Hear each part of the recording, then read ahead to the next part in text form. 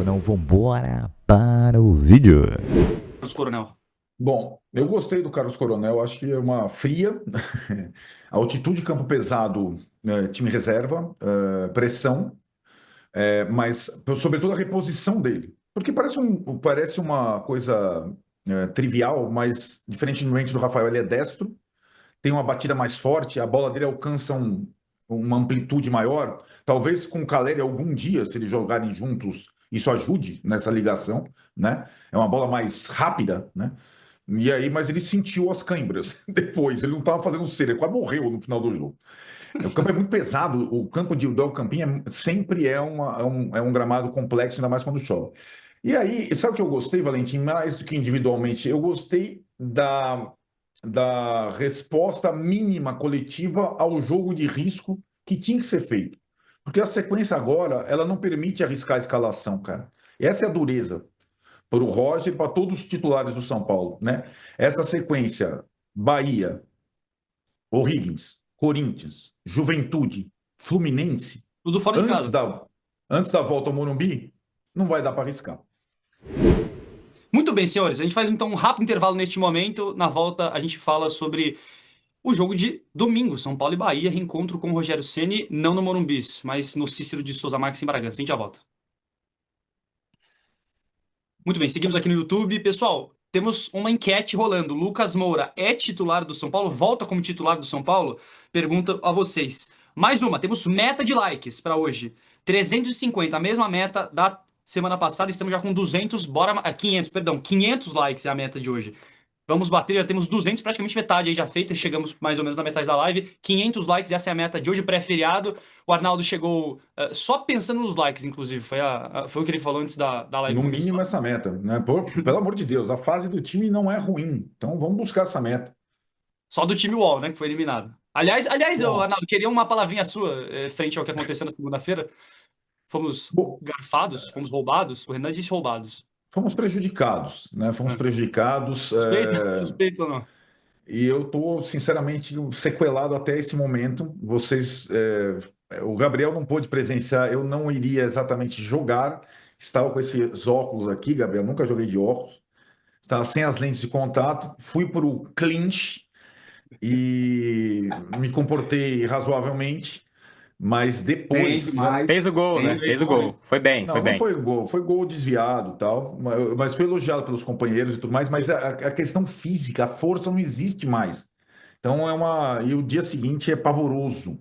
Esse é o meu principal problema atual. E dia seguinte com um programa cedo, né?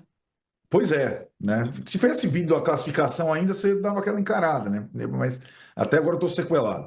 O pessoal do Cartão Verde, eu acho que ficou feliz, né, com a eliminação. Isso dá pra gente falar. Eu também. Senhores, seguimos então. São Paulo e antes da gente voltar do intervalo, mas eu queria uma palavrinha rápida. São Paulo vai derrubar o Rogério Ceni domingo, Arnaldo? Responda com certa velocidade pra gente voltar do intervalo. Não, mas o São Paulo vence. E aí, Renan? Espero que não. Espero que não derrube o Rogério, mas espero que o São Paulo vença e tenho certeza absoluta que será um jogo muito difícil. Um jogo bem complicado fora de casa. Mas talvez seja o melhor momento pro São Paulo enfrentar o Bahia, né, Gabriel? O Bahia vinha numa boa toada no início da temporada, agora tá um pouco melhor. 30 segundos. Então, a fase tá muito ruim de fato. Acho que o time vence, mas que Ceni não cai. Eu acho que essa conversa ali do City vai demorar um pouco mais, mas obviamente fica numa corda bamba caso o São Paulo vença domingo. Muito bem, lembrando que o São Paulo tenta seguir no G4, né, do Campeonato Brasileiro, apesar de resultados aquém do esperado no Campeonato Brasileiro nessas últimas semanas. A gente vai voltar ao intervalo em 10 segundos.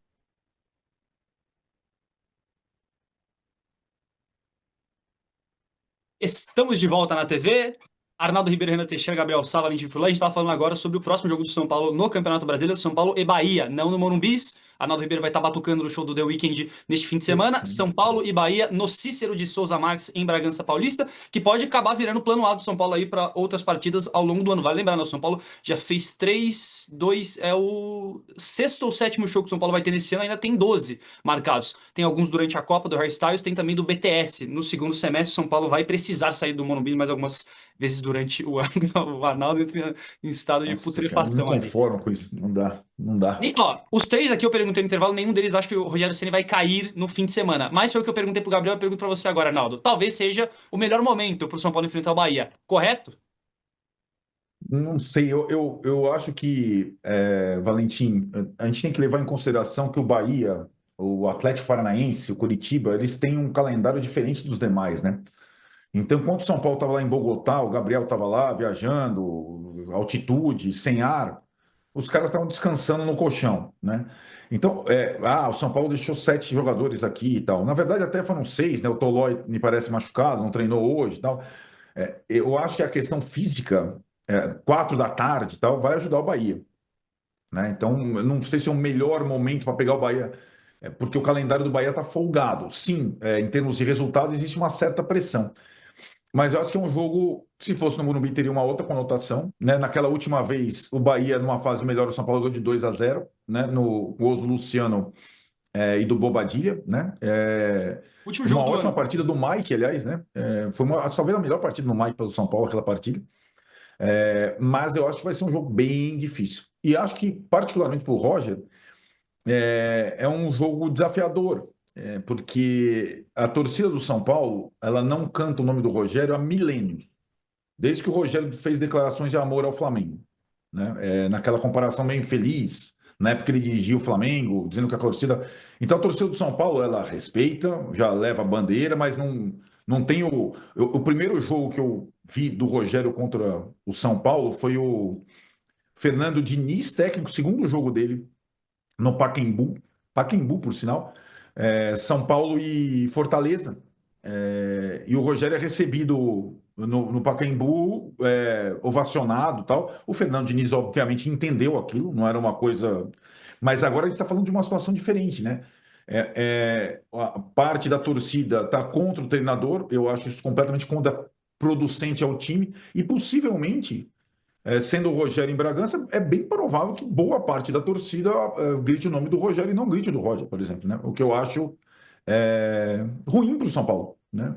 Não acho justo, já que nas últimas todas, inclusive essa que eu falei, o Rogério contra o Crespo no Morumbi, ninguém gritou o nome do Rogério, né?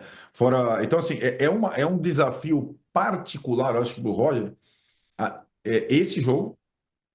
E a sequência curiosa de brasileiro, que ele vai ter o Corinthians em Itaquera do Diniz e o Fluminense no Maracanã do Zubeldia. Tá fácil, né? No meio disso, o O'Higgins no Chile e o Juventude em Caxias. Então eu falei 5 jogos aí, não tem nenhum Morumbi entre 5 jogos. Para mim, a sequência é mais difícil que a sequência do Flamengo, que é muito difícil nesse período, também de visitas e tal. Até porque o São Paulo não tem o campo dele para jogar. Então, acho que esse primeiro obstáculo do Bahia é bastante desafiador. É melhor pro Roger jogar. Cumprir as metas e as projeções de despesas. Então, nós estamos dizendo que as despesas excederam em quase 200, em mais de 200 milhões o planejado. Ou seja, havia um plano, só que esse plano não foi seguido. Era a situação que eu nomeei da mentalidade gastadora da gestão Casares. Então, a expectativa deles era sempre gastar. Não, então vamos atrás de novas receitas, vamos atrás de... vamos aumentar aqui os valores. Quando o básico, a lição de casa, cumprir o que foi prometido, foi ignorado. Um exemplo claro no futebol, até para a gente deixar claro o exemplo. Dezembro de 2024, São Paulo começou, não renovou o contrato de vários jogadores, dispensou outros, conseguiu transferir. Tínhamos reduzido a folha, tínhamos tido uma redução de folha, com a liberação de 14 atletas. Em janeiro chegou Oscar. Acabou o plano. Destruiu o plano. Flávio, você deixou, né, a Comissão de Orçamento e Controle e o Dáureo também deixou. Isso para quem deseja que o São Paulo seja saneado, para quem deseja que o São Paulo equilibre suas contas, né, equilibre o seu orçamento, a sua despesa financeira entre o que gasta e o que arrecada, para que não dependa para fechar o ano por exemplo, dilapidar o seu patrimônio e vender, como nós, né, acreditamos, isso foi uma notícia muito ruim. Pode-se dizer que o início da gestão Massis foi um início que deu alguma esperança e agora está retrocedendo? Quer dizer, todas as recomendações que vocês vinham fazendo, ou a maioria delas, passou a enfrentar resistência por parte do atual governo de São Paulo? Veja, eu posso falar especificamente pelo que eu vivenciei e, obviamente, pelo que eu observo dentro do clube. Eu acho que a destituição do presidente anterior, Júlio Casares, era um passo necessário para que pudesse se mudar a visão, mudar as prioridades e se colocar o clube numa situação mais equilibrada.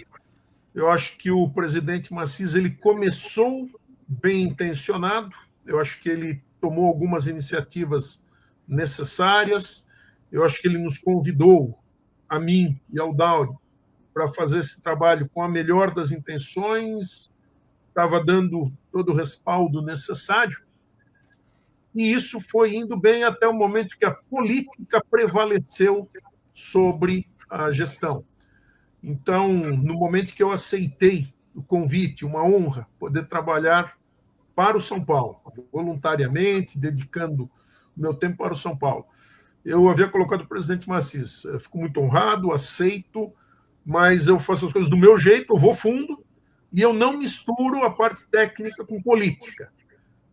Isso, infelizmente, valeu de um lado só, porque no primeiro momento que houve um conflito político, a decisão foi pela minha destituição, e o Dauri depois, reavaliando, ele completou, na verdade, o nosso trabalho tinha várias fases planejadas, o Dauri terminou o que era a nossa primeira fase, deixou entregue todo um mapeamento, todas as metas definidas por departamento, por centro de custo, o teto de gastos, nós nos focamos basicamente nas despesas, e no momento também avaliando o quadro, a situação, ele por bem decidiu também declinar do convite e pediu a sua exoneração. Então, infelizmente, agora eu fico na torcida honestamente para que tenha continuidade o trabalho, para que não morra, porque o mapeamento e o estabelecimento de metas foi feito de forma profissional, foi feita de forma sensata, equilibrada, e agora começariam as etapas de acompanhamento de execução, que tenha continuidade e que venha realmente a trazer bons frutos para São Paulo. Alex.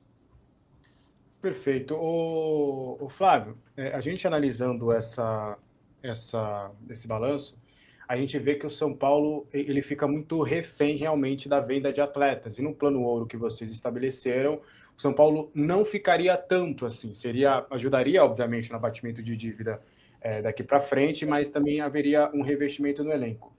Você acha que é possível, de fato, o São Paulo fazer com que, num futuro não muito distante, a venda de atletas não seja tão urgente para que o São Paulo tenha uma saúde financeira, a ponto de você acabar vendendo vários atletas pelo valor abaixo do mercado? Você acha, olhando o quadro que o São Paulo teve nesse balanço, você vendo esse lado financeiro e executando esse trabalho, você acha que é possível o São Paulo parar de ser refém da venda de atletas? Sim, mas não continuando com as práticas que nós temos. Então, uma avaliação muito rápida e muito simples.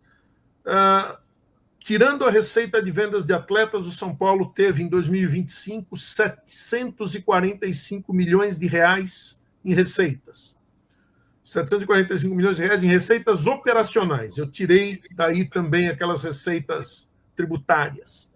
745 milhões. Todos os clubes, a essa altura, já têm por obrigação de ter publicado os seus demonstrativos, seus balanços. Eu ainda não fiz o download de todos, eu fiz de alguns que já estavam disponíveis, eu sempre faço os comparativos, mas o que você vai observar, Alexander, é que 745 milhões de reais, receita total, global. Acima disso, você só vai encontrar o Flamengo, o Palmeiras, o Corinthians, e talvez um ou outro que tenha tido destaque no ano, o Botafogo, num ano que ganhou tudo, passou, mas com a receita recorrente do São Paulo. E receita recorrente é proporcional, é diretamente relacionada à força da torcida. O São Paulo tem, sim, condições de competir, se manter bem, ao mesmo tempo que vai amortizando dívida. Ele está de férias, o Arboleda, desde o dia 4 de abril, lá no seu país natal, o Equador, não tem um novo prazo, né, para que ele volte para o clube. Então ele não deu uma atualização em relação a quando que ele volta de fato. Caso ele não volte até segunda-feira, dia 4, dá ali um mês, 30 dias, e aí pode haver uma justa causa. Então é algo que está sendo avaliado internamente. Isso causou uma irritação, mais uma vez, para o São Paulo, porque era um prazo que ele comentou, porque assim, esse contato do Arboleda ele é muito esquisito, né, Lu? Porque ele conversa de forma fracionada, então ele fala uma coisa, ele tem dois empresários. Ele fala uma coisa para um, ele fala outra coisa para outro, ele fala uma coisa para a imprensa, ele fala uma coisa para o Rafinha, fala uma coisa para o Rui Costa, então assim, ele não é um cara que está com uma comunicação muito clara, entendeu? Ele já deu 2 datas e as 2 ele não voltou. Então, ontem era essa expectativa, ontem tinha essa ansiedade pela volta do Arboleda e ele não voltou também. Então, é um jogador aí que está caminhando a passos largos para essa justa causa, porque segunda-feira acaba o prazo. Que situação que vai ficando cada vez mais esquisita, né? E o São Paulo ainda assim, né, tentando uma saída amigável para resolver esse problema, só que o outro lado não está ajudando muito para que isso aconteça. Então, pode ser um passo aí para essa judicialização. Eu dizia aí, né, a briga vai para a justiça. Não ajuda a resolver a situação e não se ajuda também o Arboleda, né? Nem para aquilo que comentávamos semanas atrás, uma possível até reintegração dele ao elenco. Ele não parece diante afim, da né? dificuldade, ele não dá sinais disso e, ao mesmo tempo, provoca em qualquer outro clube que pudesse estar interessado nele essa questão. Bom, um jogador de 34 anos, por mais que seja um ótimo zagueiro, quem vai investir com essa idade e com este comportamento reiterado no São Paulo? Porque né, a gente via nas redes sociais, até no nosso chat, vários torcedores falando, eu queria o Arboleda, vascaíno falando que queria o Arboleda, atleticano também. Mas como é que você contrata um cara com esse comportamento? Como é que você vai confiar nele, né? Fica uma situação complicada. E agora, Gabriel, você acha que o São Paulo, de fato, vai partir, vai perder a paciência, já tinha perdido há muito tempo, né? Mas vai, assim, colocar uma pedra na situação, falando, agora só justiça, esse comportamento pode caminhar para onde, assim? Então, essa é a base jurídica que São Paulo espera chegar segunda-feira de fato, né? Eu não duvido que ele chegue antes de segunda-feira, a gente até conversava aqui, ou na segunda-feira mesmo, né? Às 11h59 da noite. Vivendo com emoção. Às 11h59 da noite. Porque ele... Parecia eu entregando imposto de renda, gente. Eu já entreguei imposto de renda 11h57 da noite, assim, no limite. Pra que viver assim? Escola Arboleda de pontualidade. Mas ele agir dessa forma, assim, depois muito contra a carreira dele. Existe vida pós-clube pra ele. Ele tem 34 anos, não é um jovem, não é um cara que tem 20 anos ali, que vai ter ainda mais 10, 15 anos pela frente, mas ele pode jogar até uns 40 pela forma física que ele tem, né? Então, assim, onde ele vai jogar depois do clube? Ele vai jogar na Série A? Ele vai jogar no Equador? Ele quer voltar para o seu país natal? Acho que é a dúvida, assim, principal que paira esse caso do Arboleda. Mas é um jogador realmente que está sem clima e eu acho muito difícil que ele volte a estar em campo pelo São Paulo, assim.